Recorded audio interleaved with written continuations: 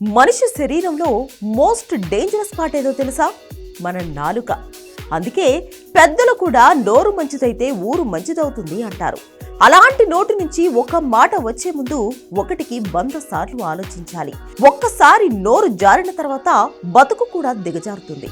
తాజాగా యూట్యూబర్ రణ్బీర్ అలహాబాదీ అని చూస్తే ఇదే అనిపిస్తుంది. నాకు సొంతంగా యూట్యూబ్ ఛానల్ ఉంది. మిలియన్ల కొద్ది ఫాలోవర్స్ ఉన్నారు.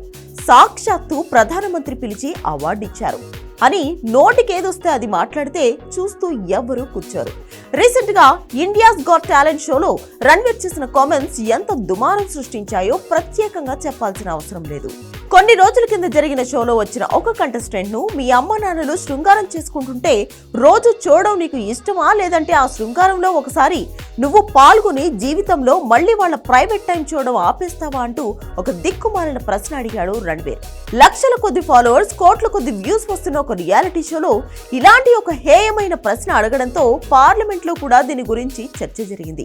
కేవలం ఈ ఒక్క ప్రశ్న వల్ల సుప్రీంకోర్టు ఇన్వాల్వ్ అవ్వడమే కాకుండా ఇకపై ఏ రిలేటెడ్ కంటెంట్ ఏది ఉన్నా కూడా ఓటీపీకి తగిన జాగ్రత్తలు తీసుకోవాలి అంటూ రూల్స్ కూడా మార్చింది ధర్మాసనం. ఇక రణ్వీర్ అల్లాబాడియా కూడా బాగానే అక్షింతలు వేసింది సుప్రీంకోర్టు. ఇంత చెత్త ప్రశ్న నువ్వు ఎలా అడిగావు?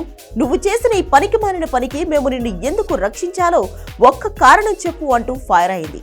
తన పాస్పోర్ట్ ను మహారాష్ట్రలోని థానే పోలీస్ స్టేషన్ లో డిపాజిట్ చేయాలని ఆదేశించింది.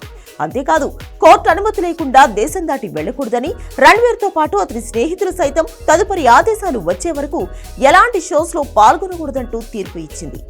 ఎంత ఎగిరిపడినా ఒక్క మాటతో రణ్వీర్ జీవితం తలకిందులు అయింది. ఇప్పుడు మనోడి ఫ్యూచర్ సందిగ్ధంలో పడిపోయింది.